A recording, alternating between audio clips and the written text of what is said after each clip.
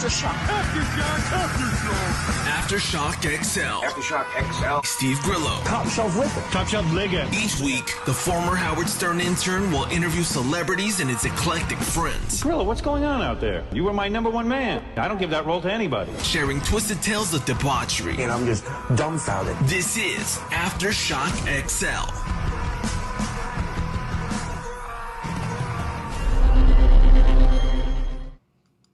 All right, what's going on? Happy Monday, everybody. Welcome to the show, Grillo's Aftershock XL. On a Monday, hope everybody had a wonderful weekend, because I did. I got to do some fun stuff this weekend. I got to go to a really cool party from a very important person yesterday. A man by the name of Scott Gaines. He's going to come on the show maybe Thursday.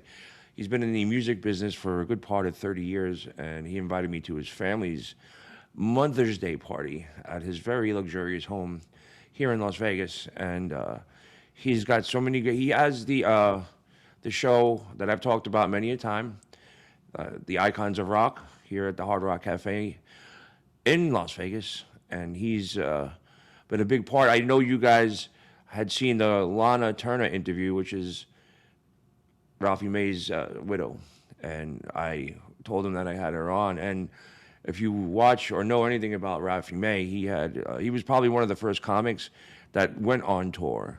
Maybe the next person that is in the wings can talk about how this touring as a comic.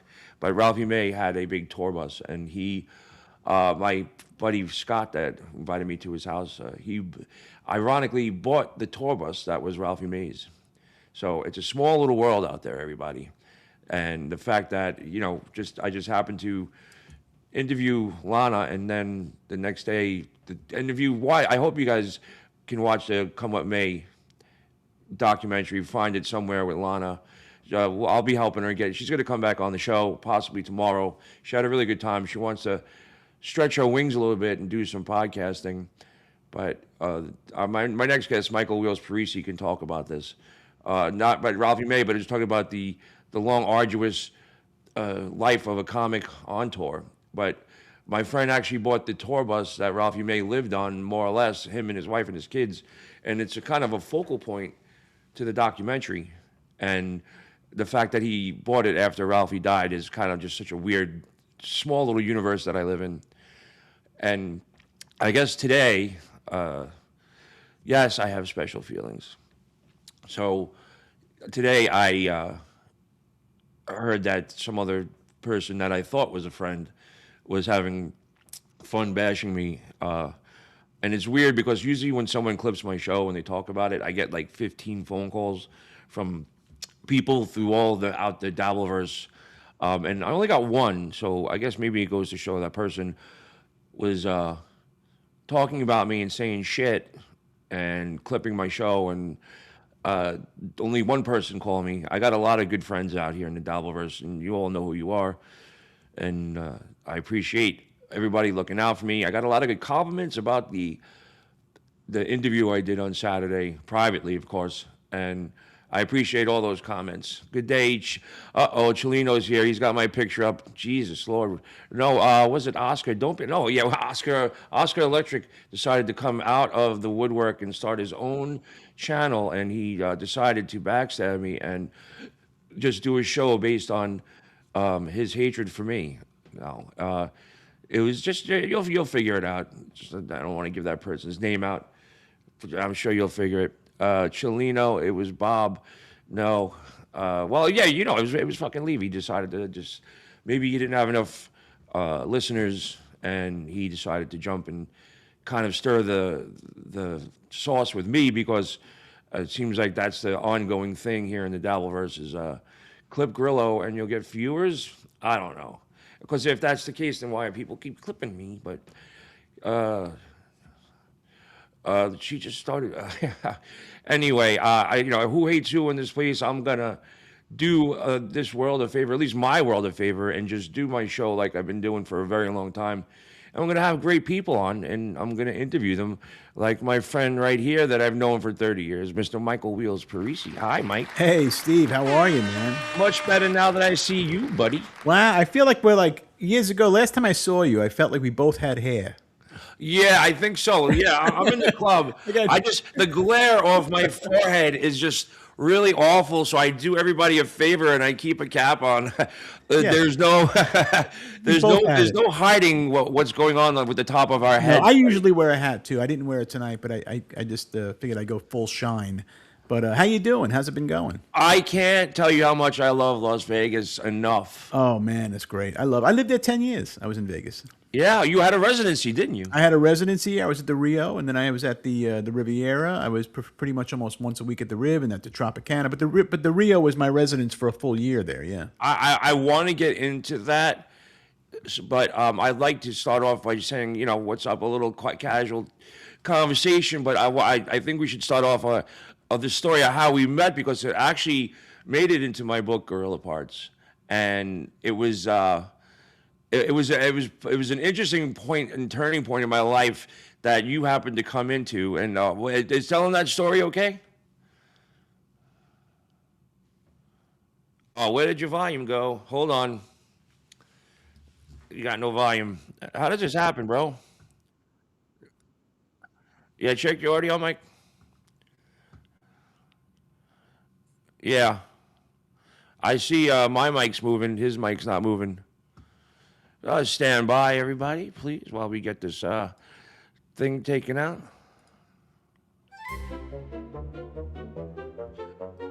Does he have to come back in and go in, Mike? Casey? I'm in the Gorilla Parts.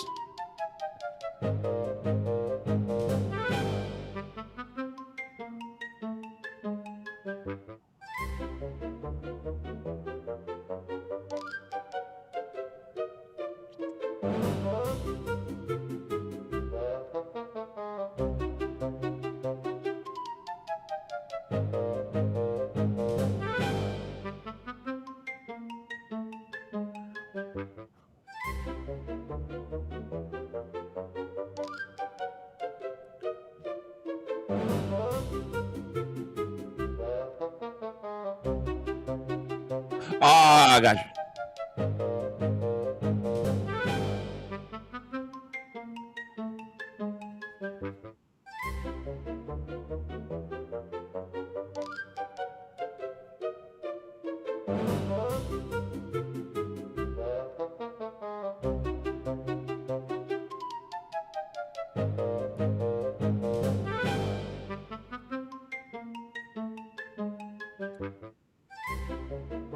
Nice.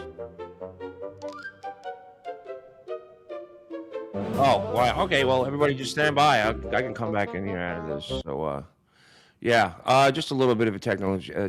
Don't ask me what's going on with this shit. Everything was set up. I'll talk to you guys until we get Michael back on.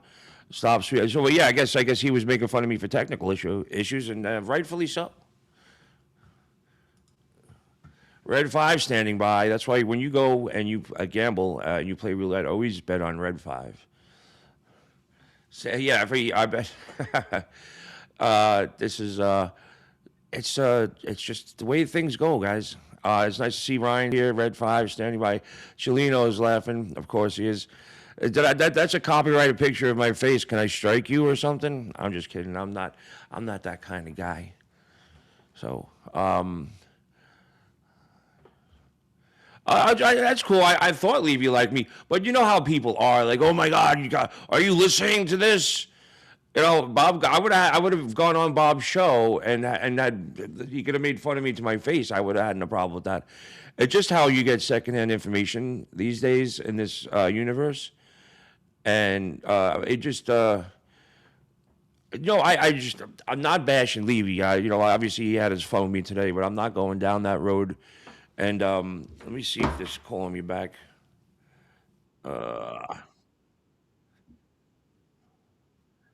Okay, yeah, no, that's fine. I'll come on. Have fun with me while I'm on there. So, I don't mind that. Oh, I can't look closer there, Chilo. It's Michael is back, and we should have to get him back up in the double room. Replace in all scenes. Welcome back, Michael Wheels Perucci. Yeah, can you hear me now? Are you able to hear me? It seems like my mic is working. I see the level. Yeah. So we're back, Okay, Mike. good. We're back, and All right, so we're back. I was. Yeah, go ahead. Oh, go ahead. No, well, we left off just as I was going to say. Can we talk about the story how we met before we even get into your illustrious career? We can talk about whatever you want, Grillo. Okay. Well, this story's in my book. It was while I was working on the house. We've been around the block a long time there, Wheels. Long time. How long how long you been in the business? I started in 1991 with Howard Stern. I just got out of high school from Brooklyn, and I went to Nazareth Regional High School, and Right. I got accepted. I got recruited by Hunter College for wrestling. Okay. And I sort of skipped the line and got automatically accepted. And as far as a Division III school, Hunter's pretty good. They have one of the best nursing programs in the country. So, but I obviously wasn't going for nursing, but it did have a lot of females in the school, which was fantastic. Anyway, Right. so I started working. Like 19 years old, I got the internship at the Howard Stern Show, and obviously I wasn't getting paid in order to help live.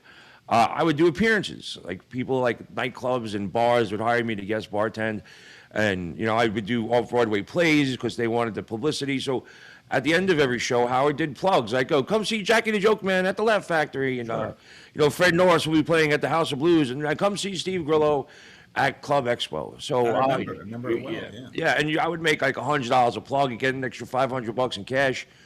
And I was approached by a man we'll just call him Doc. We can leave it at that. Yeah, And yeah. he was producing your show. It was the first time I ever heard of you. Right. This is going back to 93, 94. When did you play Town Hall? I played Town Hall in '94. I started comedy in '87. Oh, wow. And then I played Town Hall in '94. So it was my first sold out concert. That was a really big deal. Like playing was. Town Hall for a comic. No, God, were you the first comic to sell out Town Hall? No, I think actually Dice was the first comic to sell out Town Hall. I might have been the second or third to sell it out. Okay. Yeah, well, we'll get into the Dice. I can't wait to talk about the Dice thing. You're still friends with Dice, right? Very good friends. I speak Okay, to great. them. I love that. I love that because I know Dice is everybody knows Dice for on stage, but I've heard nothing. Yeah. Between you and a bunch of other mutual friends, I heard nothing but great things about him. He's like my brother. Yeah, but so I got approached by somebody that said they were producing your Town Hall show and that I was going to get $500 to introduce you and promote it on the Howard Stern show. Right. But before that all happened, I had to go to have dinner with the person who was executive producing your show. And we could say his name, right? Yeah, absolutely. Downtown Ronnie, who was a Downtown long Ronnie. time. If anybody remembers when Dice first went on Howard, he had what was the crew's name? Everybody had a name, including you. But like when Right, so he you had me in the total crew, the Brooklyn Bad Boys, the Bad Boys at Dice. You had Yeah. me, Wheels. You had Hot Tub Johnny West. You had Club Soda Kenny. You had Downtown Ronnie. You had Dutch Schultz, and then you had Larry the Locksmith. I mean, there was a bunch. Then you had the Robert Santa boys. You had Richie and Robert Santa, and then you had Frankie, Diorio and Carmine Diorio, and you had so everybody had a name. Now everybody was given the name by Dice. The only person that was not given the name was me, Wheels. I had Wheels when I actually met Dice. okay, he gave Downtown his name. He did, yeah. So Okay. Ronnie's name used to be Ronnie Downtown. Okay. And then Dice goes, no, you got to switch it up. How do you say, hey, I'm Ronnie Downtown? Go to Downtown Ronnie, you hear? And that's Yeah. how it ended up being Downtown Ronnie, because he said, how are you going to go by Ronnie Downtown? Because he was always downtown, because he was always downtown because, at the headquarters, let's say. So Yeah. they would call him Ronnie Downtown. So he said, no, Downtown Ronnie, and it sounds better, and it did. Yeah, so it kind of stuck. I didn't know Downtown at the time of when I came when sort of Dice was on the outs with Howard, Right. and he but I remember as a fan listening, I heard downtown on the radio, and all the whole crew and everybody, like you and everybody, and he would always bring up the crew, and Howard would bring them in on the air and stuff. So I happened to, years later, my mother's in the supermarket, and she happened to be shopping with, and she said, "Oh, I saw Mrs. Vario." She said that she heard that you were on the Howard Stern show, and I told her, yeah. She said, "Oh, a good friend of mine, downtown Ronnie, who used to go on there with Dice." And I remember hearing like, "Oh, that's one thing or another." Yeah. Downtown, yeah, I know. I never met him, and then, the guy Doc said, downtown wants to meet you. I said, "Oh, this could be fun." And literally, we met at a restaurant underneath the Brooklyn Bridge, and it was probably the most popular restaurant because there was a line. And just like the movie Goodfellas, we got there, and they literally brought out a table for us to sit down. Absolutely. That was with that Patsy's under the bridge? Yeah, it had to be. Yeah. And so they brought out a table just like the movie, and Downtown played the part. He definitely looked like someone that could have been cast in Goodfellas or any of those movies. So, and we sat, and I knew that I could talk the paint off the wall, but that day I knew to keep my mouth shut. Right. It's funny you say that. Just talking about restaurants real quick. They were doing an article on me for a newspaper for the Daily News, and so downtown goes, "Hey, we're gonna meet at a restaurant in Brooklyn. It'll be closed. Nobody's gonna be there. We'll be in a corner. Nobody's gonna bother us, and we'll have the guy there." So I go in there, and I'm in my bathrobe because I used to wear a robe. So I walk in, I show up in full Wheels persona in the bathrobe, and I'm in this dark room with the interview, and nobody's there, and it's an Italian restaurant. I'm like, "Downtown, so you expect me to be funny now in the middle of all this? It looks like there's going to be a mob hit in 3 seconds here, and I'm over here trying to be funny as Wheels in a fucking bathrobe." And God forbid you had to run, you had your bathrobe on. Yeah, trying to drink a cup of espresso coffee, trying to figure out how am I going to be funny and talk about how fat I am. And meanwhile, all these people looking at me like, God forbid they fucking smile, you know what I mean? Yeah. Anyway. Yeah, no, it was tough. We were at dinner, and I was being low-key, and I'm like a picky eater. At least I was back then, and we ordered some appetizers for the plates, and he cuts off a big piece of roasted red pepper and throws it on my plate. And I was like, "Oh, I don't eat that." He goes, "Tonight, you eat roasted red peppers." So I was like, and I actually kind of liked it, but then finally there was like a lull in the conversation. I said, "Oh, by the way, do you know the Varios?" And he sort of stopped dead in his tracks and looked at me and goes, "Why the fuck are you asking me that?" What a question to ask. Yeah, I know. Just because it clicked in the back of my head about that conversation my mom had at the supermarket. And he goes, "Why do you ask that?" I said, "Oh, my mom bumped into Mrs. Vario at the supermarket. And I went to 8 years of grammar school with Dana Vario." And then all of a sudden, the whole entire conversation changed. Right. And all of a sudden, now he made me stand up. He gave me a hug and a kiss on the cheek and said, "You're with me now." Yeah, he was patting you down. He wanted to make sure you wanted. Yeah, I wasn't wearing a white. Yeah, he thought it was a setup. But afterwards, he called me at home, and he goes, "Well, what do you think is going on? We never talked about what you think is going on with this." Because after that, the conversation was just wonderful. Like, it was like the tension was gone and everything was cool. And I said, "Well, John Doherty said he's producing the show." And he goes, "I wouldn't let John Doherty walk my fucking dog." Right. He goes, "Here's what's going to happen." He goes, "Normally, he goes, the show is sold out. We don't need any plugs." He goes, "But what I'm going to do is normally I would have had you plug it, and then I wouldn't have given you any money. But since you're with the Varios," he goes, "Yeah, what I'm going to do is don't even bother plugging it. What you're going to do is I'm going to send a car to you. They're going to come pick you up on a date. You're going to sit with me at the show, and then we're all going to go out to dinner." And that's what happened, and that's sort of where our friendship started, mine and yours. Yeah. That's how we knew each other. I remember that like it was yesterday. It's funny when you talk about things, you can actually put yourself there, Yeah, and you killed it, of course, at a sold-out show. Well, we had AC/DC in the front row. That's right, and we were sitting. We weren't exactly.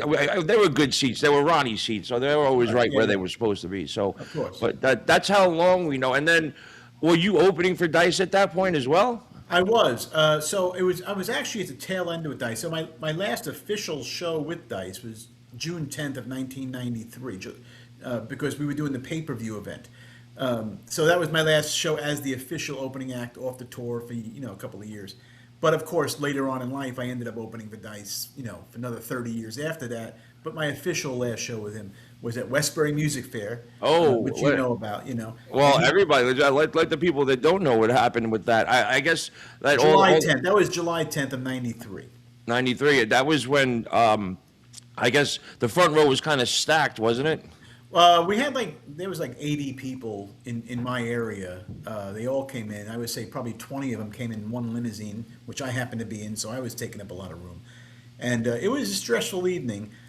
Right before I walked on the stage, actually, while I'm at the top of the stage getting ready to walk on, a fight breaks out in the audience, which was the people that happened to be there to see me.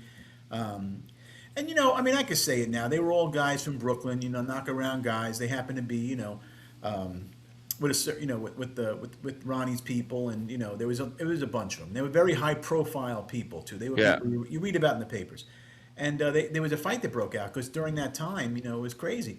And I'm ready to go on, and there's a fight breaking out, and literally Club Soda Kenny is introducing me, and I have it on tape. He's introducing me, and as he's introducing me, I'm walking on, and everybody just kind of goes back to their seat real quick, and like nothing ever happened. So now I'm on stage, trying to get myself together for the first 30 seconds because there was a brawl, a literal brawl, chairs, it looked like WrestleMania happening in Westbury. And then all of a sudden, everybody just kind of like agreed to stop, and they all just went back. Yeah. Oh, yeah. Why don't you go perform in Iraq right now?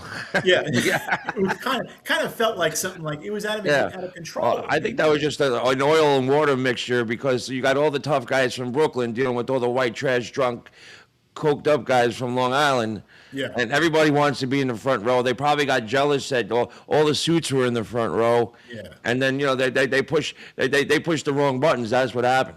Well, there were guys that were in that room that literally, are household names in the world of of organized crime, and they were all there. I mean, it is what it is. I'm not gonna lie. I know. I was going to say, but should we be afraid that they're all dead or in jail, right? They're all dead or in jail, and I'm not going to just say, this was part of Yeah. my life. I write about it too. It's part of my life. I'm not going to say it wasn't.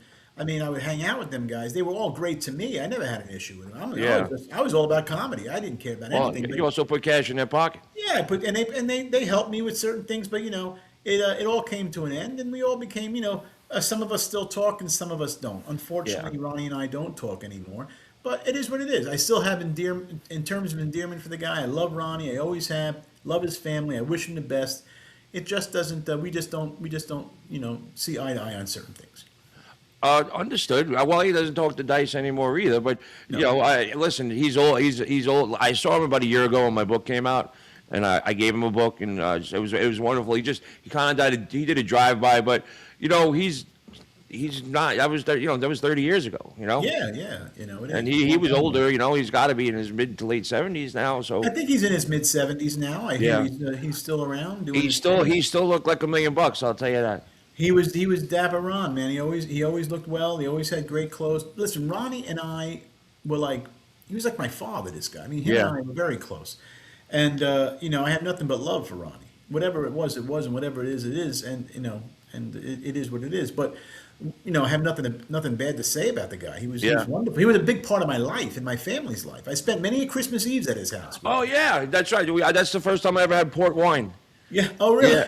I know what it was. Yeah, Too. It was Dow 77. I'm sure it was. Yeah, that was like the stop on the way home from my grandmother's in Marine Park. Ronnie was a class guy. Ronnie, 100% class. You can't. Well, take do you that remember? away. Were you there? This is to go a testament to downtown and who he was and how much pull he had. He rented out the Rockefeller skating rink 3 days before Every year. Christmas. every year he would do it. So his dad could ice skate in Rockefeller Center. But talking about the middle of the height of the Christmas season, 2 days before Christmas. Yeah. Right in the middle of time, like Rockefeller Center, this guy shut down the ice skating rink just so his dad could ice skate. And and he did it every year. He didn't do it just once. He did it many years in a row, and he probably still continues to do it. Maybe not as big of a table, but I mean, he would have 5 tables there. Easy, but there 5, 10 tops. There was an hour where regular people couldn't skate. It was just, it was like all us guineas were skating on the ice. Oh yeah, it was crazy. I mean, I didn't skate on the ice, but it was nuts. Yeah. Oh yeah. No, but his dad was very elegant on the ice. It was fun just to watch him just go and do his thing. You remember his dad's name? I know. I don't. Uncle Mr. Al. Downtown Ronnie. They would call him Uncle Al. Uncle Al, that's right. And then 4th of July, he had the biggest fireworks show. And then Every single person in the neighborhood came out and cleaned every damn firecracker that was on the floor. It was incredible. It was the most unbelievably beautiful, dangerous night of the year. And we would grill, and his father, Uncle Al, would grill sausages, and he would, and he was always proud. He goes, I got the parsley and cheese sausage this time. Yeah. And he had everything going on, and it was just incredible. That was during the time Brooklyn was just Brooklyn is a different place now, but it was fun back then, man. I have to say. Yeah, I was definitely. So now, when you started in '87, how did that like when you were a kid? What part of Brooklyn did you grow up? So I actually grew up in Long Island. Oh, okay. Yeah, I'm from the Five Towns in Long Island, a place called Lawrence, Cedarhurst area. Sure. And then I went out to Florida. I went to high school and middle school in Florida, moved back to New York. And when I left Florida, well, see, I always knew I was going to be a comedian since I was 7 years old. I mean, I talk about it all the time. I just knew I was going to be. So when I was in Florida, I told my friends after high school, I said, I got to get out of here. I got to go do my thing. I want to be a comic. And ended up going to New York. And I was walking down Emmons Avenue in Sheepshead Bay, and I was with a girl at the time, and we're talking, and I'm like, there's an open mic across the street Wednesday night. I think I'm going to try it out, and I did, and it was great. I mean, and I knew right there that I would never work another day job. I haven't worked a day job since 1988, Grillo. Well, good for you. Yeah, and that comedy's not the only thing is supported me. Now, yeah, of course, I've owned businesses, and I've had 10 restaurants and all, but. I never 10 restaurants. I've owned a total of 10 food establishments. Yeah, and I own a coffee company right now. So we sell nationwide. But yeah, I mean that's food in comedy. Earned me a living. No kidding, dude. So at what point did you realize that you knew you were going to make this happen? Like, how long did it take you to get that you go? I got this. The minute I walked off stage, I was done. I said I knew this was good. I'm going to be. I'm never going to do anything else. I knew it. But I knew I wanted to be a comedian, like I said, since 7 years old. When I walked off stage that night at Pips Comedy Club. Pips, oh my God. I knew that I was never going to go anywhere else. I'm just going to keep doing this every night I can get up and do it. And I did. What was your introduction to Dice? So I was at Pips Comedy Club. I was hanging out with Ronnie that night. Downtown was there, and I was there, and Dice happened to be on stage. Oh, I'm lying. I'm sorry. I didn't know Ronnie this time yet. But he happened to be in the audience, and I was on stage. And you know how if you know me in comedy, I like to pick on people in the audience. And I was actually, Dice was on after me, so I was picking on people, but I didn't pick on Ron. I looked at him, I said, I don't think I'm going to touch this guy. I moved on. Yeah, I moved on. And then so I'm hanging out, and Dice is on stage, and after Dice gets off, I'm hanging out in the back by the payphone, and Ronnie comes over to me and goes, kid, I like you. You're a good kid. You're a funny guy. You're really funny. And I said, oh, thank you. And I was friendly with Andrew then, but we weren't best friends. And, so he didn't introduce me to Andrew. And then I said, oh, thank you. And he goes, yeah, I want to talk. So he talked to me. We were hanging out. He took me home that night, and he had a Firebird. And he ended up taking me home that night to Long Island, so I didn't have to take the train. And then after that, we never stopped hanging out. We were always together. He started managing me, and there was, a lot of stuff went on after that, Yeah, I remember I was working as a PA for that movie that Eddie Murphy and Martin Lawrence did, where they were like in a chain gang or something, and it was they were shooting the scene in Yankee Stadium. It was supposed to be like years later, and the director, the camera world was up like by itself, and all of a sudden this black Mercedes pulls up on the sidewalk, pulls right next to the director, and I go, who the fuck has the balls to do that? And Downtown gets out of the car.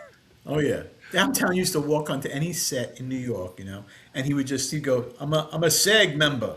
And then he thought that was like the ticket to get on any set. And they're like, what do you mean? Everybody's a SAG. I'm SAG, you hear? Yeah. And he'd walk right on. Yeah, so now you're opening up for Dice at the height, like when Dice was like selling out. Did you open it up for Madison Square Garden? So no, I was at the Garden. Okay. I didn't open up from that. Now Eddie Griffin did. I was backstage. But how I opened up for Dice was I was hanging out we were hanging out together at the Pips, and at this time we were friendly, And it was a year later after we met, and I remember a year later, one night he came over to me after a great set I had, and he goes, what are you doing Friday? And I said, I'm performing here. He goes, why don't you cancel that and open for me at Radio City Music Hall? Yeah, no, let me think about it. Yeah, so I literally went from 80 people, seating of 80 to 100 people at Pips, to 7,500 people at Radio City. So, and then he was another opening act was opening from Noodles Levenstein. So I would go on first because I was new. Noodles would go on after me, Marty Levenstein. They call him Noodles, and then Dice would go on.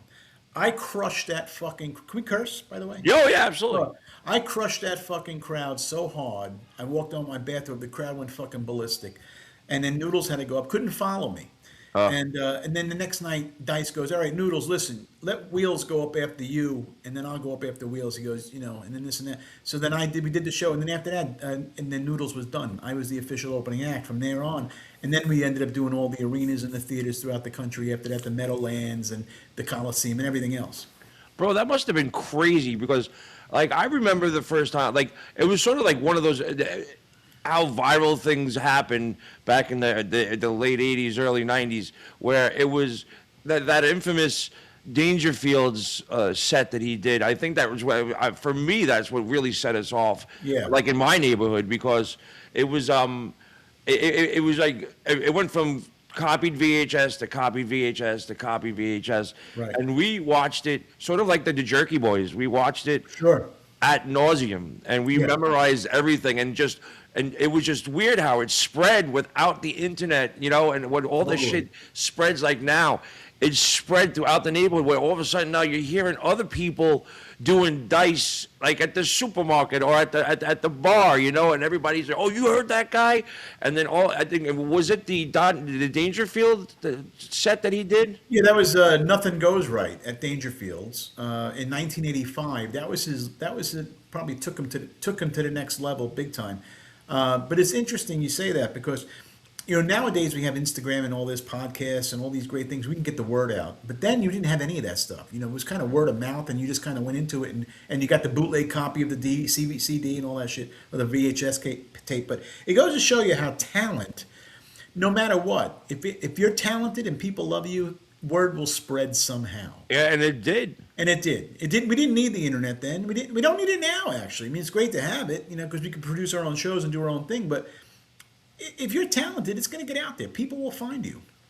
So now Dice, you must have some crazy stories been opening for Dice, like what? Because I don't know, he's not that much of a partier, and I don't think you were either. No, we're not party people. Yeah, but then you got Kinnison on the other hand, was sort of like neck and neck with you guys, Yeah. and he was the party. So there was no like rock and roll trash in a hotel room kind of thing? What was the life after the show like? So I'll tell you one thing about Kinnison real quick because we just touched on Kinnison. So I knew Sam, but so 2 weeks before I was getting ready to go on tour with Dice, Sam calls me up at my house, and I was on Long Island at my mother's house. I had been back from L.A., and Sam goes, "Hey, Wheels, I want you to open for me." Oh Jesus!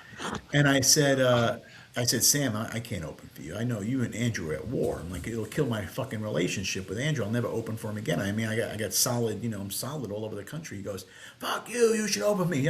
So anyway, I didn't do it. I wouldn't open for him. And then 2 weeks later, he dies. Wow. So, and that's when I said to myself, man, was he fucking trying to sabotage? Like, not, like, imagine if I would have opened for him regardless. I mean, Yeah. You would have shot yourself directly. I would have been like, what the fuck? That was the wrong career move. But when Sam died, as much as Andrew and Sam were at war, I remember we were at Valley Forge in Pennsylvania. We just got done doing Valley Forge.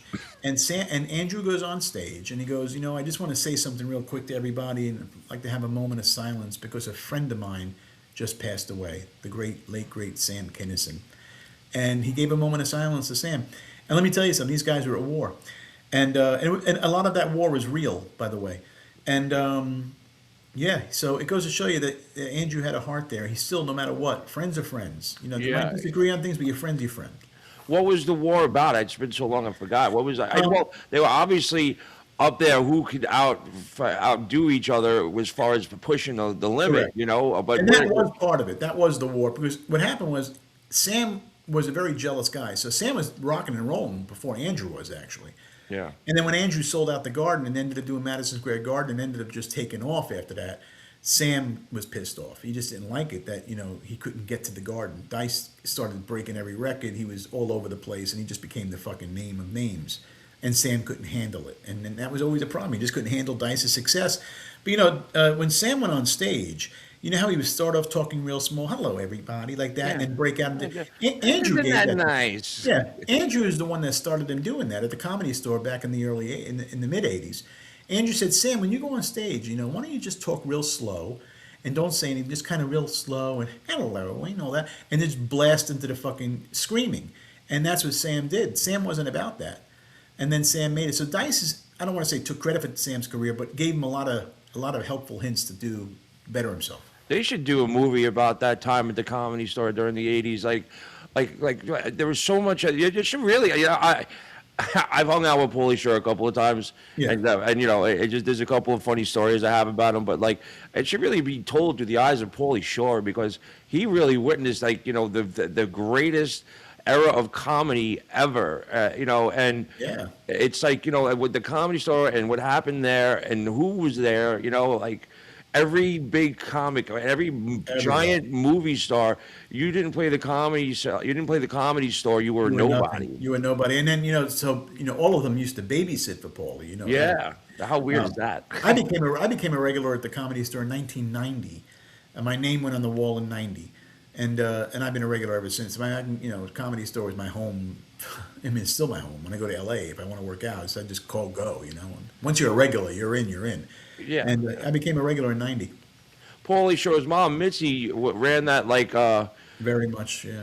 no, but she ran it a very strict, there were rules and regulations, correct? She ran it very communal. She believed that in order to get on stage at the Comedy Store, if you didn't have it in you at the beginning to get past her right away, which luckily I did. I actually passed the second time I showcased for her. If you didn't pass, and but she thought you were nice, she'd let you work at the Comedy Store, like the door or bar back. Like Carlos Mencia was a bar back there before he was Carlos Mencia.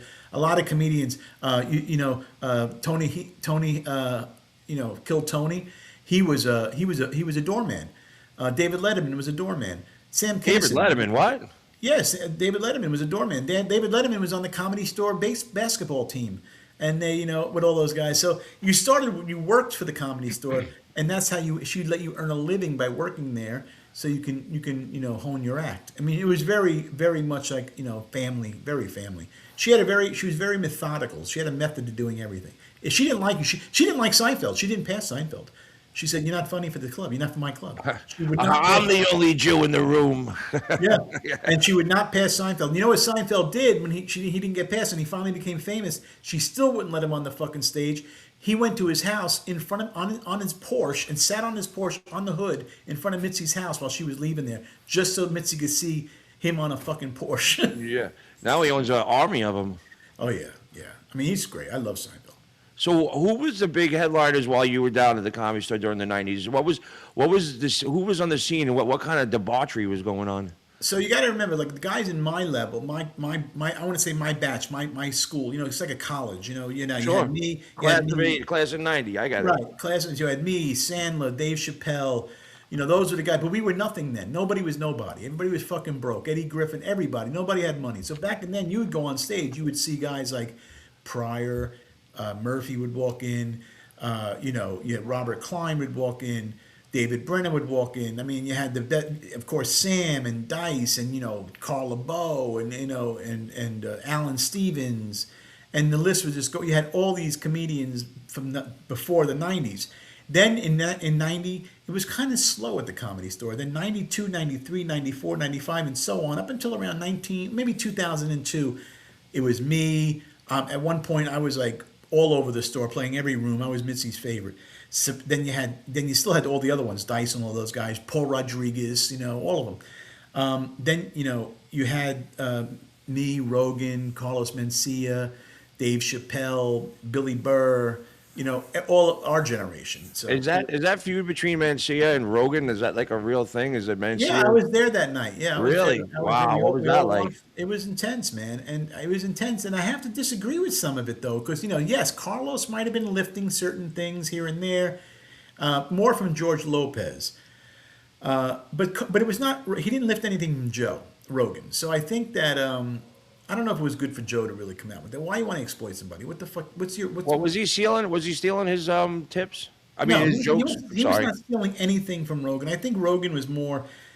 didn't like that he would go on stage and do 4 hours and bump everybody. So Rogan was pissed off all the time Oh, because really? he felt Carlos was he was not original enough to be able to do that kind of thing. He was more hacky. So, but I don't think Rogan should have had to call him out like that. I kind of liked Carlos back then.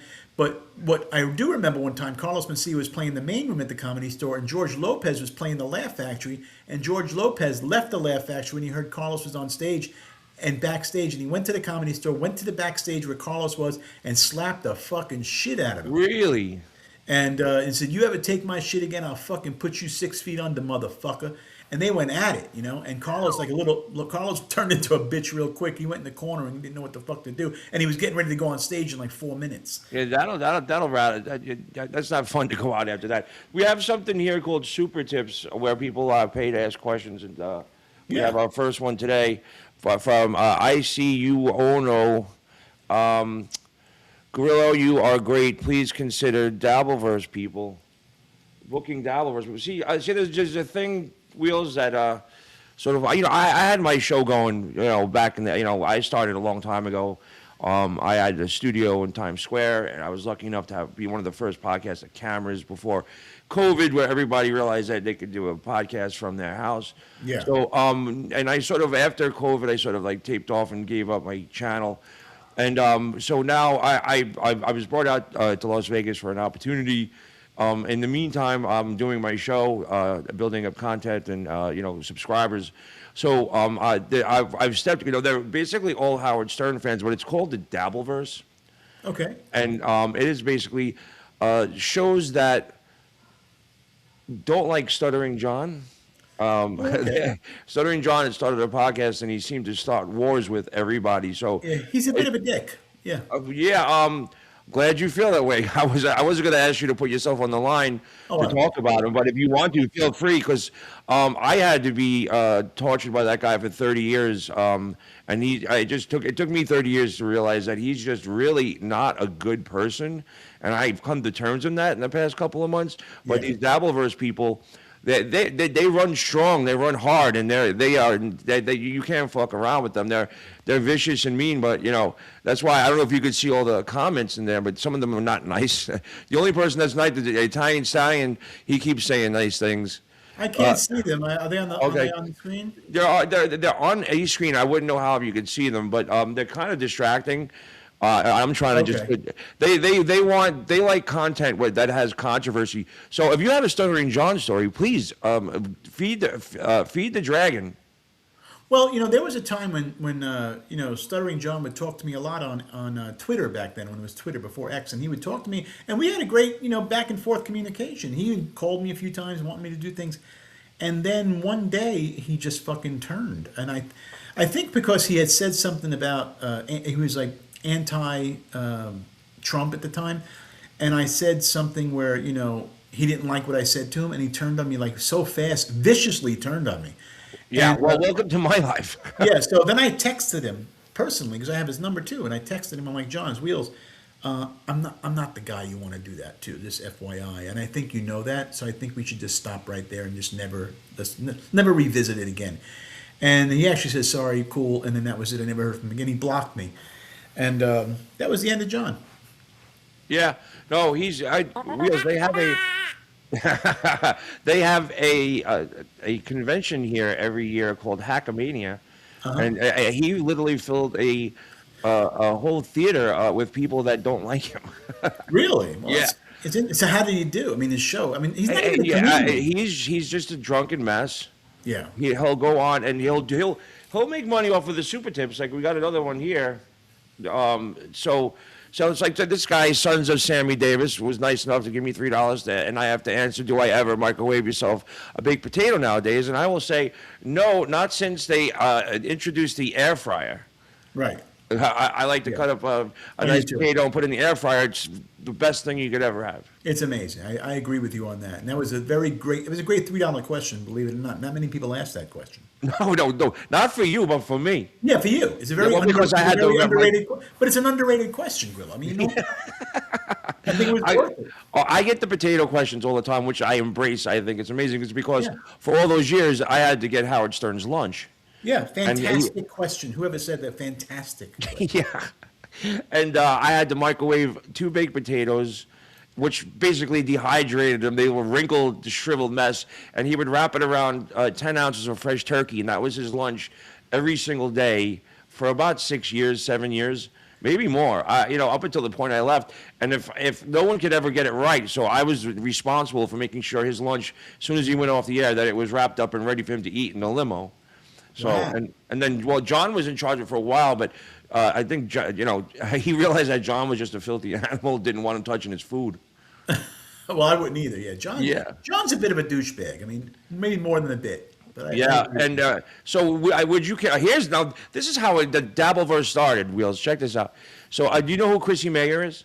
I've heard of Chrissy Mayer. But She's a female comic, and I guess they got into a conversation where she was a guest on a show or something, and she said, "You're not a comedian. You only dabble in comedy." Okay. So the Dabbleverse comes from that one statement where that's John the origin. That's the origin of the Dabbleverse. Yes, yes. I wasn't a part of it. The funny thing is, I've been on and off friends with John for God knows how long, because, like he said, he turns on you. Right. So there's a guy who's an awesome comic. I don't know. Do you know Shuli Edgar? I do. So Shuli's great. He's been doing stand up for a while, and he's really there's people here that don't like Shuli. I don't care. No, we met Shuli a few times. I talked to him a few times. Actually, I was going to have him write for me at one point. I think he's a good writer. And this was back in the day when I was writing something I needed something on, and I asked him, and it never came to fruition. But I like Shuli. Yeah. So then it got really heavy. So John started doing his show, and then he got into it with Shuli, and then it got really bad back and forth with doxing and stuff like that. And John's actually suing Shuli right now. Is he really? Yeah, but now Anthony Cumia is suing John. It's really hot and heavy. And again, I will say I'm not a huge fan of Cumia. Not that I don't like, not that I do not like him. I do like him. I was just never a fan of Opie and Anthony to begin with. Well, if you were a Howard Stern fan at first, it's hard to, sort of like with Mancow as well. Like if you're already, a Stern fan, and Howard goes after those enemies, it's hard for you to like them too, because you're brainwashed by Howard, But I've done Mancow numerous times on his show when I'm in Chicago. I've done his show. I like Mancow a lot. I think he's probably, out of the three, I think he's way talented, more talented than Stern. I do feel Stern gives a great interview. Cumia, I'm just not a fan of his antics, but it is what it is, and he does his thing. I just never was a fan. I do like Norton. Norton and I are good friends and things like that. Jim just did his show last night. Oh, okay, cool. Yeah, I see Jim all the time. I mean, I don't see him all the time.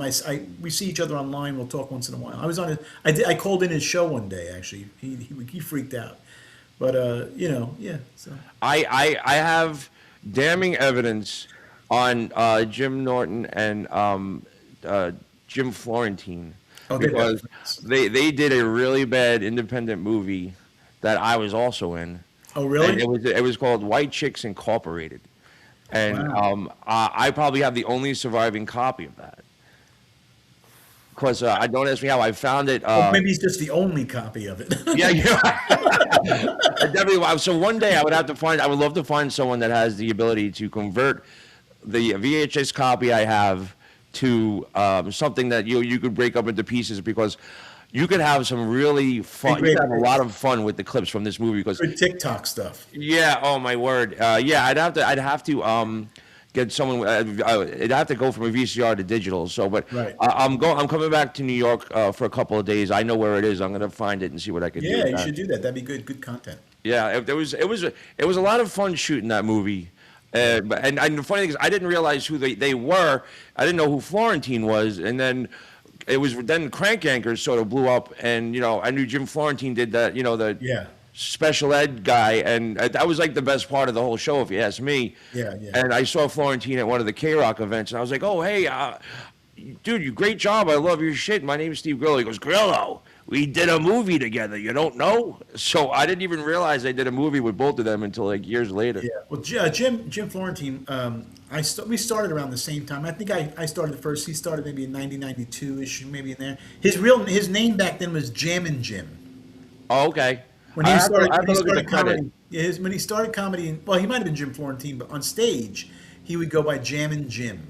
Jammin' Jim. And he said, ladies and gentlemen, Jammin' Jim. And he'd come on, his hair looked like fucking... Dutch boy or something, right? Yeah, it was crazy.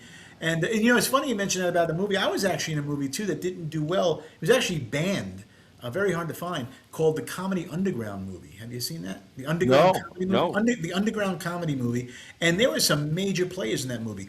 I was in it. Bobby Lee was in it. Slash was in it. Michael Clark Duncan was in it. Whoa. I mean, it was like heavy duty players. Joey Buttafuoco. I mean, and it was the most grotesque, tasteless movie ever. Billed as the tasteless movie ever, and it might have got banned. You might be able to see clips of it. You might or find a copy, but it's insane.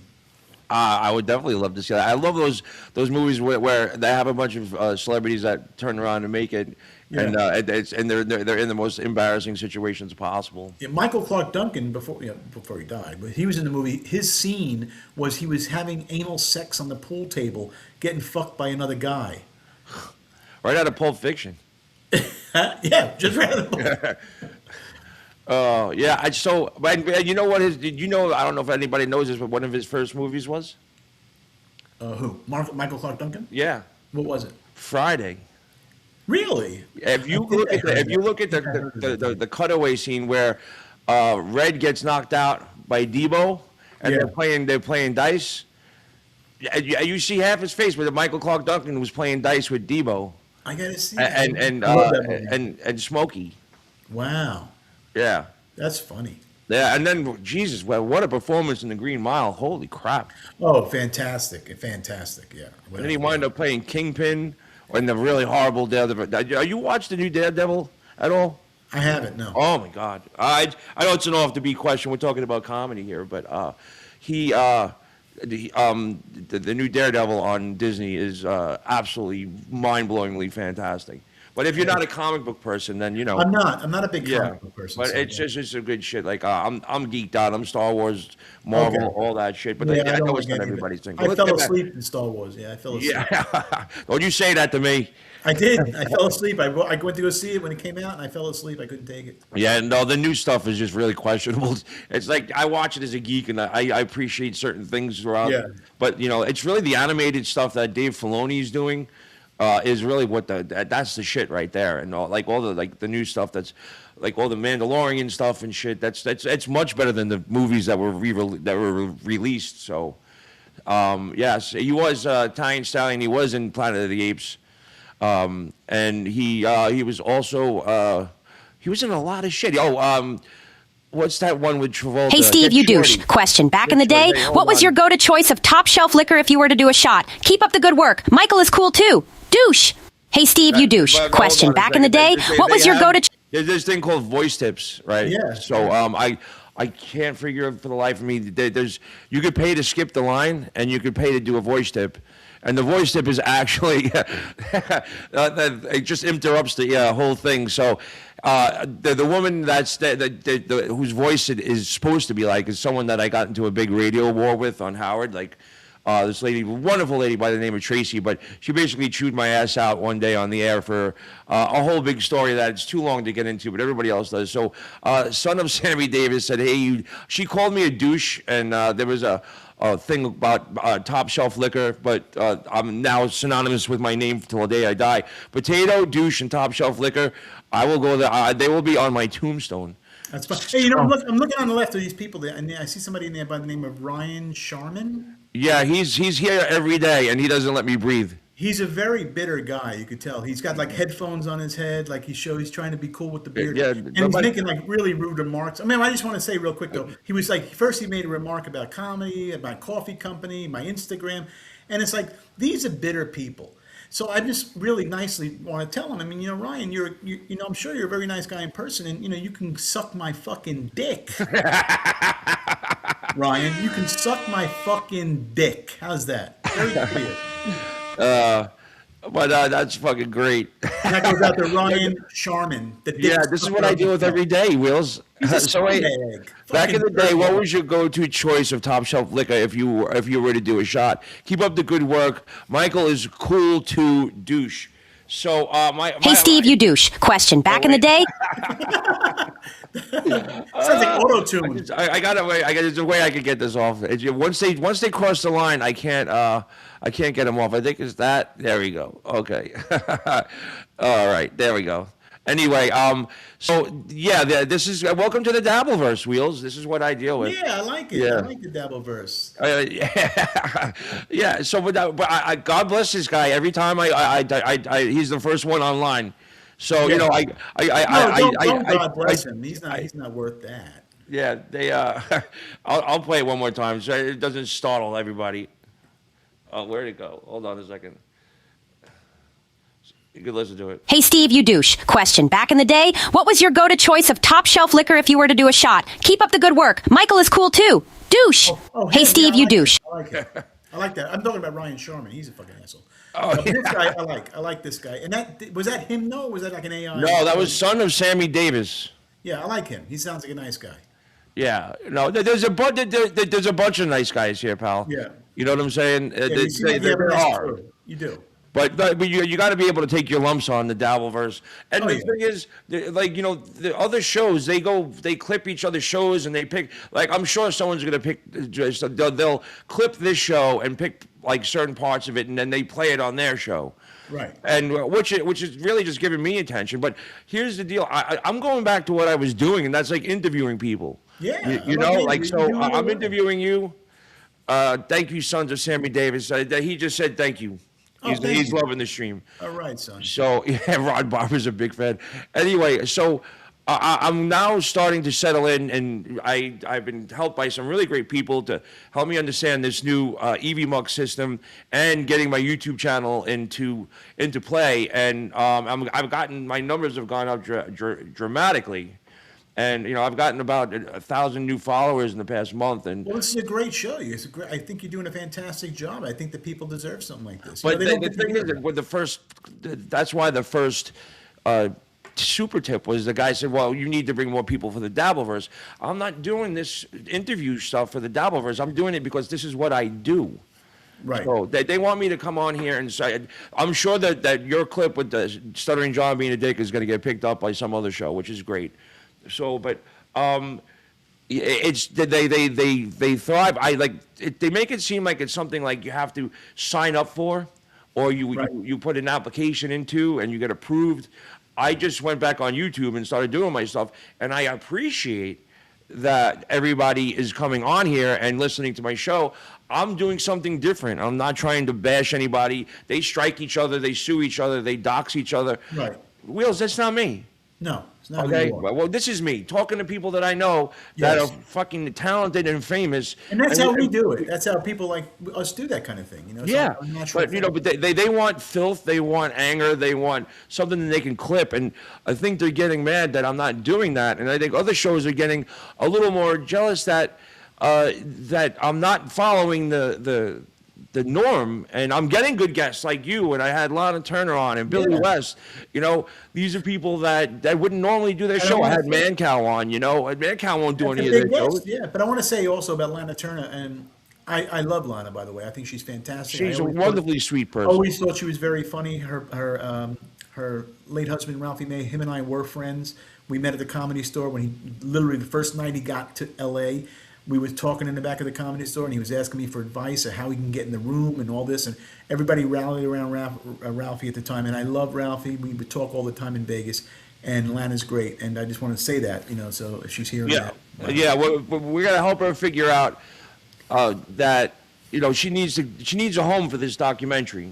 Right. And she's sort of in the throes, in the midst of what she can do with it. And she's on a bit of a tour. She wants to come back on here, which she's interested in podcasting, and I think she's gonna jump on as a co-host with me for the next couple of shows if we could work out a time, because she wants to she's intrigued by the Dabbleverse. I can tell you that. Yeah, no, I think she's great, and I always thought she was very talented when she used to get on stage and sing with the guitar. I mean, she's very good.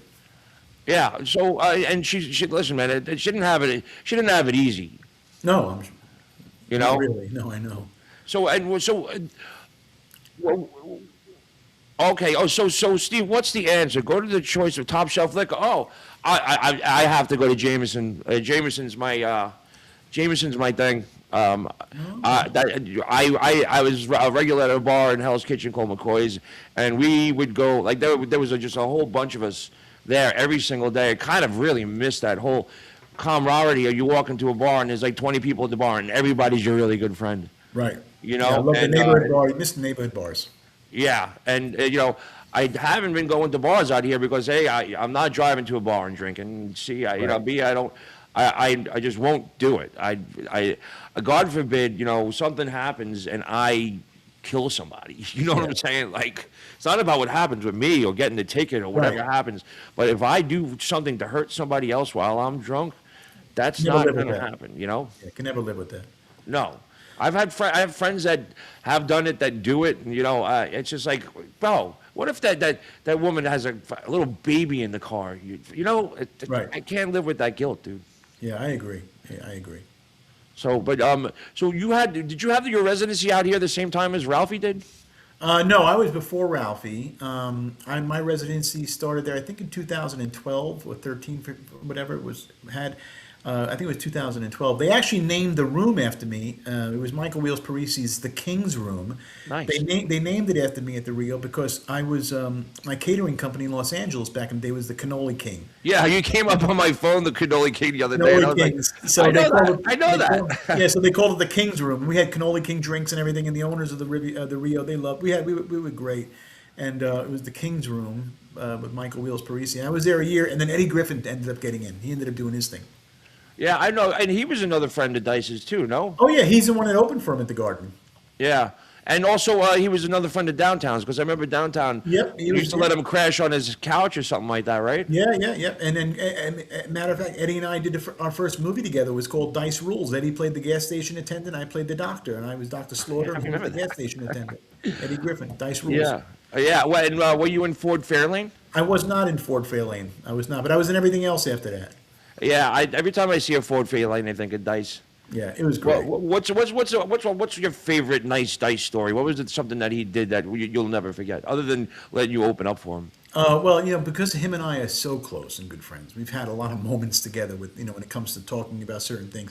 I mean, I think the Dice one of the nice Dice stories I can remember. I think is a highlight is he was getting ready to do and this was many not too many years ago, getting ready to do the Fallon show, Jimmy Fallon. So he was in Nice New guy. York, and and Fallon and I are friends too.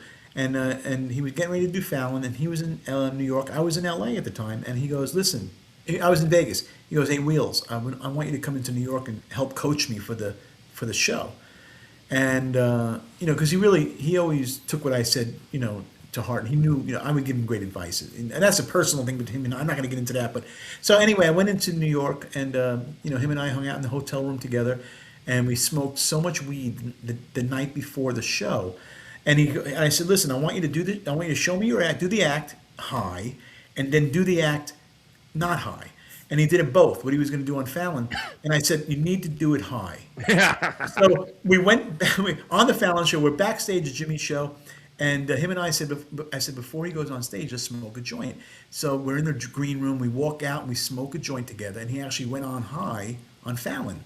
And that was my advice. But we've had a lot of moments like that where him and I would just be hanging alone, or we'd be on somewhere in the middle of the road. We're not partiers, we would smoke weed, and we'd be somewhere and just have a lot of soulful talking and just talking about nothing in the middle of nowhere. It was him and I just spent many great times together. I have so many memories. I couldn't even come up with a million of them. There's so many of them. Me and my ex-wife, we loved watching that show that he had on MTV, that brief one where it was kind of like a mix of reality and scripted comedy, or something. It was just, it was so funny. And like to this day, I'm still really close with my ex. And to this day, we still say something that stood out to us on that show, where I guess that he had an assistant that was like, sort of like, like a buffoon kind of or something, and he was always abusing him, and then he abused him so much that he left him, he ran out and he walked away, and Dice chased him with the car. Yeah. And he just pulls up and he pulls his sunglasses down a little bit, but he goes, "What am I hard to deal with?" Yeah, that was the Todd. His name was Todd. Yeah, so that was. That's for you, Maureen. What am I hard to deal with? That was actually Dice Undisputed on VH1. I was in that show. I actually was one of the co-stars of that show as well. Yeah. And we that was another great time we'd have together. He'd let me go on the show, and I'd plug Cannoli Kings, and I would go on the show, and they would air out Cannoli Kings on VH1, and I became one of the hottest catering companies in Los Angeles. Really? Wow. But nobody got it. Nobody got the show. I think except me and my ex. Like Yeah. like I was like, and it didn't get picked up. We were like, no. Yeah, I know. Yeah. Well, what am I hard to deal with? To deal with. Yeah. So I follow Dice, of course, because I'm a longtime fan as well as you, and he, I guess, he does this thing where wherever he goes, he's got the big, what do they call the male guy's hat? There's a name for that hat that he wears. It's gigantic. The kid salami hat. That's called Yeah, the kid salami and hat. he goes, "Oh, you don't recognize the face. You want to take a picture with the Right, face?" right. The You face, know? the famous face. Yeah, yeah. And do you think it's because like there's a whole generation that doesn't know who he is? Is he dealing with that kind of like anonymity now? Because I'm sure there No, was a point where he couldn't walk down the block without getting. Well, you there know, was there was a point where he couldn't walk down the block. Matter of fact, I remember we were in Los Angeles together right during the time he was really like the biggest of the world, And we're in the mall, the Beverly Center in L.A., and we're walking around, just him and I. We start at the beginning of the mall, no one was there, and him and I are walking. Next thing you know, two people following us, three people. Before you know it, we get to the middle of the mall. We had about, I would say, 150 people. As we kept on going, the crowd got bigger and bigger of people following us Oh in my the mall. God. We actually had to get out of there, and we had to we go into Victoria's Secret of all places. And we're in the middle of Victoria's Secret, and so this way no one would know we're there. And we're making believe we're shopping. Then we go into a dressing room in Victoria's Secret, and we had girls in there modeling for us. Oh, nice. As we're waiting for the crowd to go away, because they were yelling, "We're here, we're queer, and we're not shopping." So most of the crowd was gay, and this was during the time they wanted to bash his head in. So they were all like, half of them loved him, and the other half were like, it's Dice, So it was crazy back then. Yeah, it was crazy. It was insane. Wow. We couldn't go anywhere. Grillo, there was no way we could go. It was crazy. Yeah, no, I fight. He cracks me up. He'll always will, but he's just like he's so calm, and he's got the girlfriend. Did you see the video that he put up the other day? He's got like a tomahawk steak, and she's like, "You're not an animal. Put it down. Well, I'm gonna eat this steak anyway I want." I just like. It's amazing. He's a genius, and he tapped into the new generation. Believe it or not, by doing those videos on Instagram. I mean, he is attracting in the crowd of the new generation. It's crazy. He knows what he's doing. He's very calculated. I read half his book, and the reason why I went to the book signing, I got it signed, and I was on a plane, and I was riveted. I got to you didn't know he was like a big time drummer and an impressionist. And he played all those Catskill, resorts for all those years before he became Dice. He looked like he was the Gooch on Different Strokes for fuck's That's sake. right. He was. He was also his first television show was MASH. MASH. He was on MASH. I was like, I couldn't believe it that one time I saw that. And he, I guess, like a lot of people trying to find their way, he honed that Dice character and just Absolutely. But you couldn't stop him, man. He was just so unbelievable. And you too. Hey, it's just he was a very big inspiration to me. He was a motivator to me, and without him, I would not even be where I'm at all. I mean, literally, he did the world for me. He kept me working for many, many years. I mean, I needed the money, and him and I just remained great friends. I love him. Yeah, I love to hear that. So you're in the coffee business now? So I've been in the coffee business since 2022. So I started in 2004 in the food business. When I got married and I had a daughter on the way, I decided not to tour anymore. And I told my wife, I said, I'm not going to tour anymore. I think we should start something in LA. And we started a catering company in LA. And it grew to becoming the #1 catering company in Los Angeles in a couple of years. And then I opened up a restaurant there. And then I opened up a restaurant in North Carolina. I had a catering company in Vegas. I had a restaurant in Colorado. I had, LA, another That's restaurant. a lot of shit to handle there, bro. And then I moved, and then I moved to Florida, and then I decided, I want to scale down. I opened up a coffee business and started roasting my own coffee called Parise Coffee, and it's available, now. And but we've been selling it online, and I had a little coffee truck, and I would make coffee and sandwiches and Italian pastries, and it was called Parise's, and we killed it. And then I closed the business down after the hurricane, and decided to. Which one? Well, we had 5 in a row, so Yeah. I said, "This is it. I can't do it anymore," And I moved to Nashville, and then I stayed in Nashville, Franklin, actually for a year. And I decided, I said, Franklin, my wife and I said, it's just not for us. Came back to Florida, and I own a company called the Parise Group. You can go to theparisegroup.com. And I own that company, and I consult I consult for entrepreneurs, restaurateurs, and people from all over the country. I consult for restaurants and entrepreneurs and all that. And I also brought my coffee back, Parise Coffee. You can order it online at the I'm gonna parisegroup.com. have to. I'm not one of those people that got to wake up and have coffee. But I like, I got this cool little studio. Like we turned this guest house into like a little man cave with a studio, and there's a gym, Uh-huh. and there's a kitchen. And usually, sometimes if I have a guest in the studio, or every once in a while, I like to have coffee. And I didn't, we ran out, and I didn't feel like waiting. So the next time I went to the supermarket, I went to buy coffee for the first time.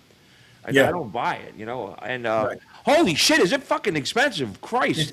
Like my coffee's boutique. It's a small roastery, family run and operated. My most famous one that I have on the website for people out there. Let me see if you get the reference. It's my darkest roast, and it's called the Fat Clemenza. Oh, Clemenza. Clemenza From from The the Godfather. Godfather. Yeah, and it's the Fat Clemenza. And I also have cannoli cream coffee in my espresso roast. So I scaled down. I had 19 roasts. I scaled down to 3, and we're selling them like fucking crazy. Yeah, it's hold on, I worked. Oh, yeah. Don't look at the comments. I want to know him. Is that the guy Ryan Sharman again? No, it's another one of my regulars. You don't have to get into that shit. I like it though. I get a kick out of Okay, it. well, you want to address it. The peanut butter 66 has What do you some say? words for you. I can't see. Tell me what peanut butter. Okay, 60, peanut butter anybody by the 66. name Peanut Butter 66, you got to be careful. Yeah, all right, I'll bring it up. There you go. He worked for you in Florida, and he said that if you paid less than minimum wage, and the beans were cheap as shit with maggots in it. Hate this guy. Okay, so let me go. Let's talk to Peanut Butter because he didn't Okay. work. He didn't work for me in Florida because I never hired anybody in Florida. So Okay, he's good, fine. good. It was Just me. smell the motherfucker. It was me, my wife, and daughter who ran the business. No one else worked for me ever in Florida. So he has no idea what he's talking about, and he's never had my coffee because I have a boutique roastery. We roast in Cape Coral. So Peanut Butter 66. It should be called Fudge Packer 66. It's pretty much the same thing, and he knows it. He knows he's a fucking little fagotito. Okay, there we go. I just I try to I like And my I wish him well. I wish him well, but it's not that I'm against him. I'm just saying I wish him well in life, but he's never really going to go anywhere. And he knows. He knows he's some fucking derelict. He's sitting in the basement right now, sucking on his 3-inch dick. Wow, if you could do that, I'd pay to watch that. Yeah. Well, he's a loser. These are what losers talk about. He's right in the same field as the shaman guy. They Yeah. together. It's the group of people that will never be on anybody's podcast but their own. That's what Yeah, yeah. I've come to understand that, but there is, again, like I said, there is a great group of guys that show up every day to watch my show. I'm sure that, there are. Yeah. Yeah, but And it sucks, because I happen to be a big fan of peanut butter. yeah. Oh, Is that why you're not allowed to have a dog anymore? yeah, I love it. Yeah, and that's the reason. No, I'm a big fan of peanut butter, so I think that and, I love what Ryan Sharman said. Where in China is Parisi coffee sourced at? It's in Beijing. Oh, right. Beijing, my dick, Sharman, right there. Guys, you got to understand something. You're dealing with a professional here. I don't have comebacks like this. This guy's been doing comebacks his whole life. You I better love that. I love that Ryan Sharman, though. He's the one. He's funny as hell. The peanut butter guy I just disregard. But Ryan Sharman's funny because in his profile picture, he's got a pair of headphones doing nobody's show. It's like Yeah.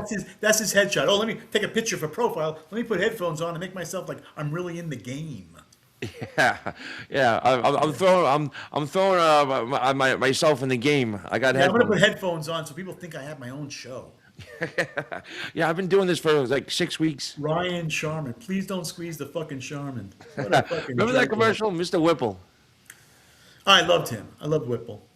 Yeah, he says it's a goof. Wheels. Yeah, no, he's a goof. He's a goof. No, right. No, Charmin. Hey, Peanut Sharman, butter. you know what you should do if you really want to show who you really are? Put a big fat fucking 7-inch dildo in your mouth. That'll at least people believe it. Then people will actually believe. That. Yeah. I have a podcast that Grillo's going to be on tomorrow night. You can not be on. Yeah. Oh, there we go. And you got major numbers. I'm just starting out. I'm restarting my whole thing. No, you're When I doing had great, man. You're when doing there great. was when there wasn't so much less competition. Back when I had cameras and nobody else did, there were points where I was getting 250, 350 views throughout. I was on like all those Spotify and all that crap. And now, like when I first started, there was like 5 podcast channels. Now there's like 25. Yeah. No. You know. Well, And, you're a natural though, Steve. I have to say, you have a natural way about you on the mic. well, yeah, you know what? It's not about. And I don't want to talk about it with you now because I'm probably going to want to talk about it tomorrow with you. But you are a natural. Well, I appreciate that very much. Thank you. Can I My ask you mom, one- my can I- mom can thinks I- I'm good too. So No, but can I ask you one question? sure, of course. Do you think Howard was kind of an inspiration to you with the mic? Did you learn anything from him at all? Was it not at all? You know, no, because every day that I went there was it was basically a bowl of anxiety. It was a studio. Like every day I went there, just hoping not to get called on the air to get my balls busted.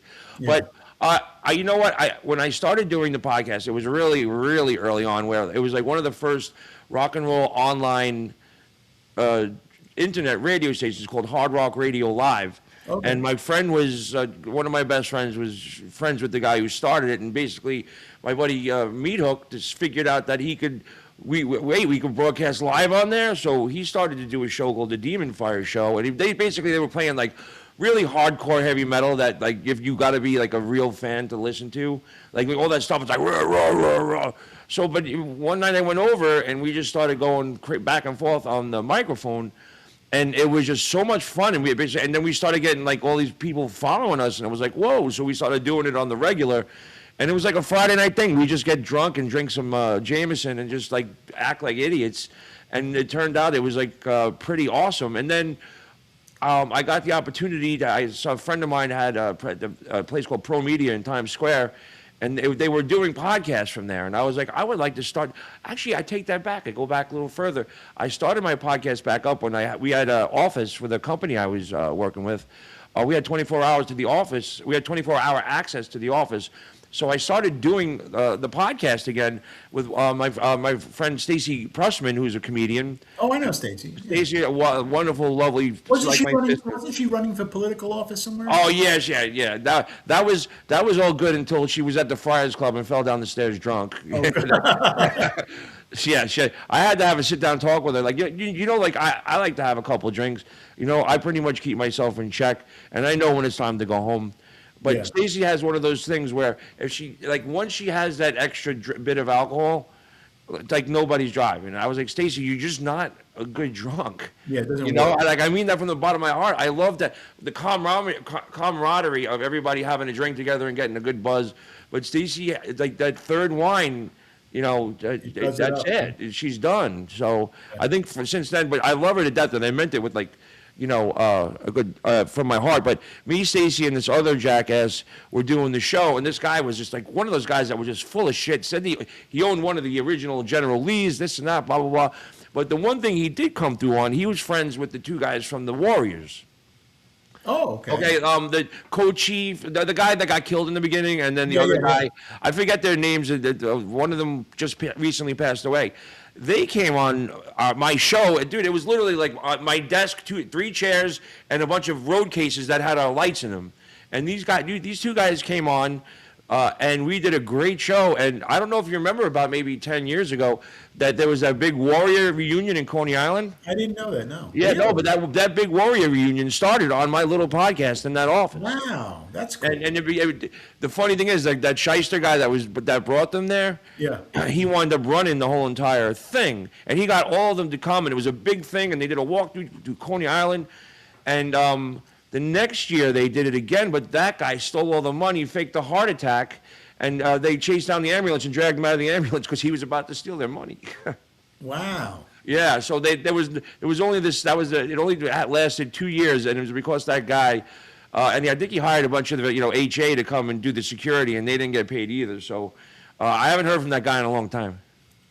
Interesting. Yeah, Nobody else has that was the evolution of what I was doing. I was doing this, and then when I got the whole thing with Pro Media, it was just, there wasn't too many people doing podcasts. And Right. then I got the cameras, and then I really started getting numbers. And I had like DMC on, and fucking Steve Sharippa, and Tim Sabian, and Jackie the Joke Man, and Artie. They all came on my show because I was like, oh shit. And Artie actually started doing his show before he went dark. At my studio, he started renting it out. Lawrence Taylor had a show there. Wow. So, and the guy, my friend who had it, was smart enough to know if I if I keep doing this, he's going to get business, and he did. And then along came COVID. Right. Yeah. So, Everything up. and then What about everybody. Artie? How's Artie doing now? Do we know how Artie is? Artie, I know. Were you friends with Artie at all? Yeah, yeah. Yeah, no, I love Artie. to I mean, I death. wasn't friends with Artie like Bob Levy and those guys were with Artie. I mean, I was more just we were friendly. We knew each other, but I haven't seen him in so long now. I mean, I know. Yeah, no, he. I know somebody that he's actually reached out to recently. Oh, good. And yeah, he's. As far as I know, he's good. That's good. I wish, and I do like Artie. Always have. Yeah, no, he treated me like a little brother. I had Yeah. some fun with him. Thank God we weren't working together on the show, because it would have been bad. Yeah. Yeah, You weren't on the show when Artie was on. No, I was with Jackie. Jackie, when I Okay. left, that's Jackie okay. was still there. Yeah. Wow. Little Jackie the joke man. And no, but every time I came on after that, Artie just was like enamoring me. The first time I met him was coming out of Scores, and he was like, I was a fan from Mad TV.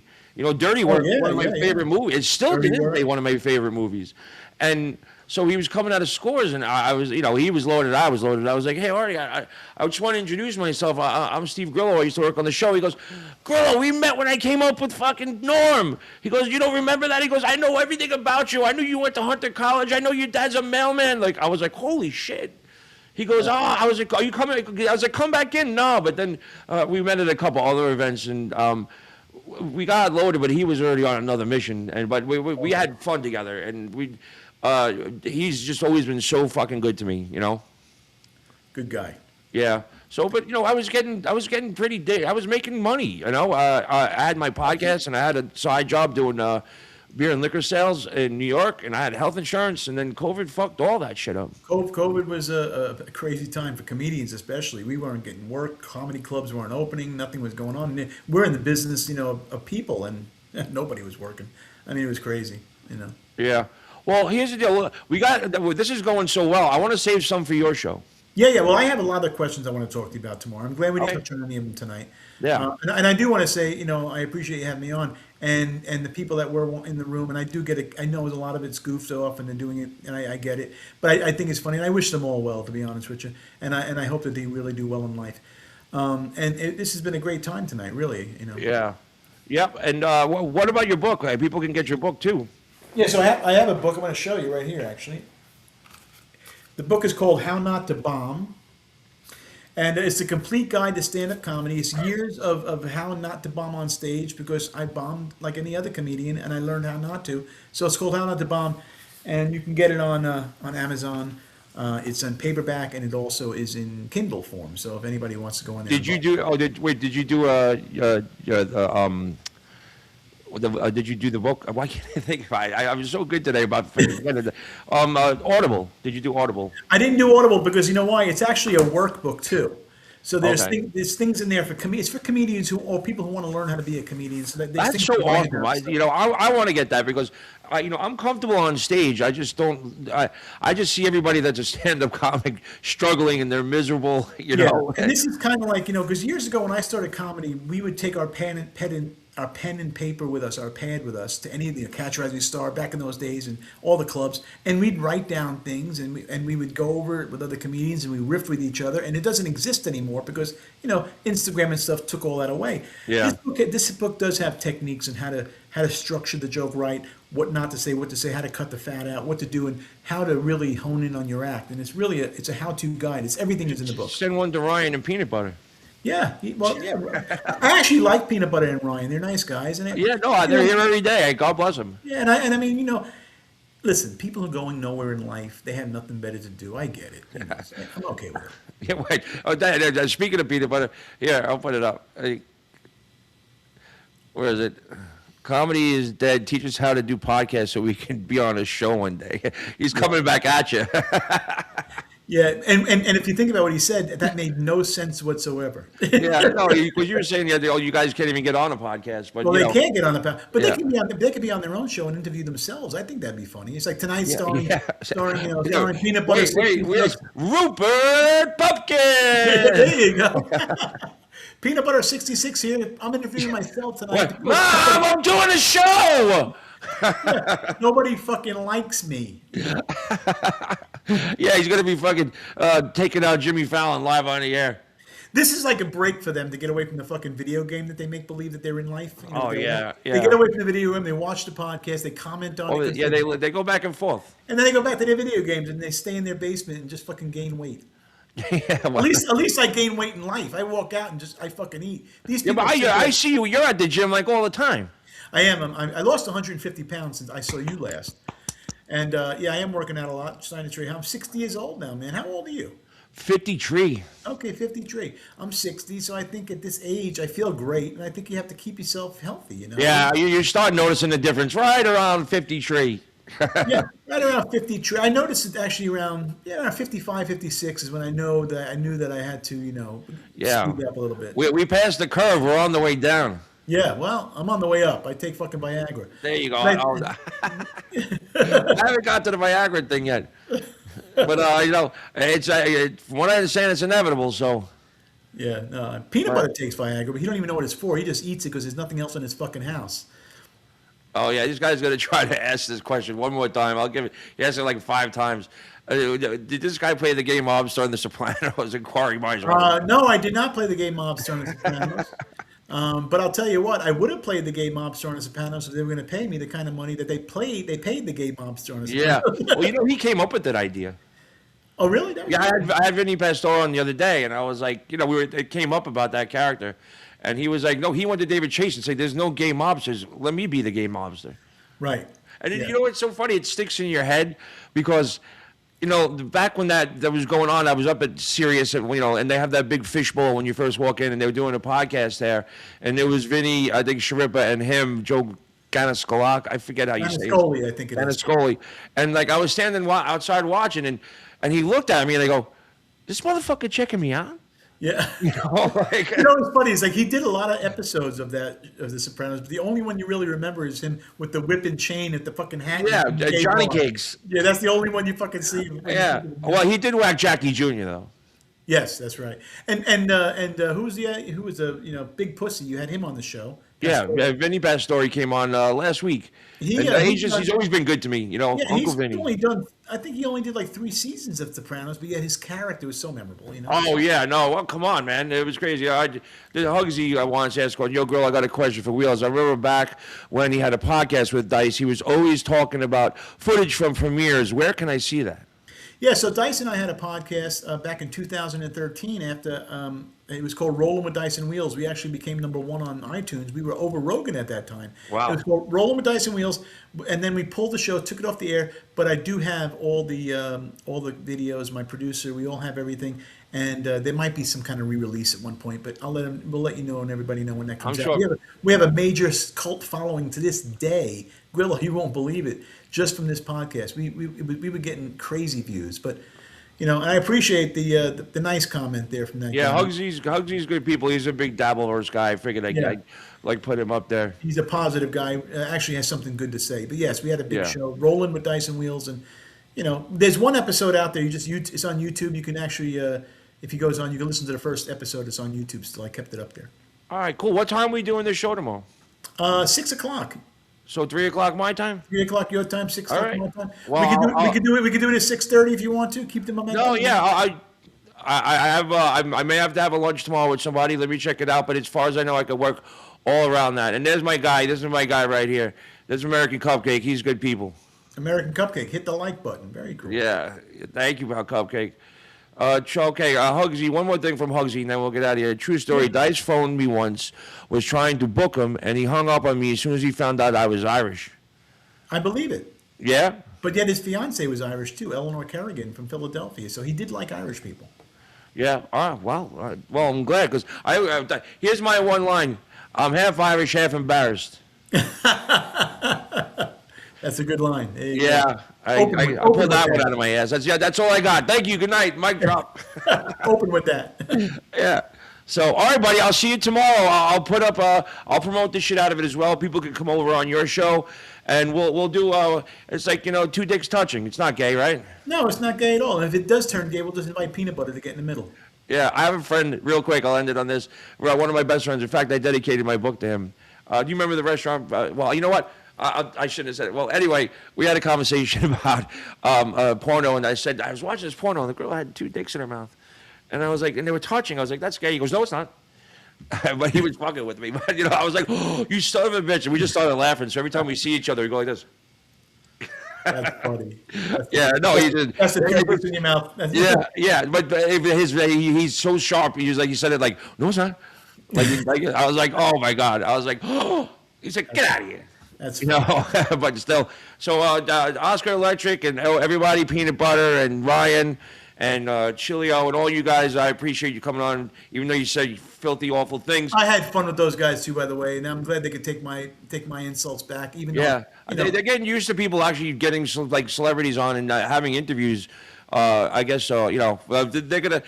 Someone will pick this up and dice it up and have something shitty to say about me. So, Oh, yeah, that's on just that the way it note, is. I'll be on your show tomorrow. What we got to? Oh, hold on a sec. Okay. No, I don't see anything on my super tips. Just want to make sure. Yeah, no, I got you. Good looking out. But where can people watch us tomorrow? Yeah, so it'll be on YouTube. It's YouTube, and my it's Wheels P on YouTube, and then you'll be able to have it. It'll be on Spotify. It'll be on iHeartRadio. It goes on Amazon. It goes on all Deezer, and you can watch the rebroadcast. But it will be live on YouTube and Facebook tomorrow. YouTube.com/WheelsP if they want to see it. All right, buddy. Thank you so much for coming on. I'll see you tomorrow. You like this show, like it, or subscribe, share it, do what you got to do. Just get me some goddamn viewers. Thank you very much. Peace out, Send me everybody. the link. Send me the link to the show so I can send it out. As soon as I can. Thanks, everybody.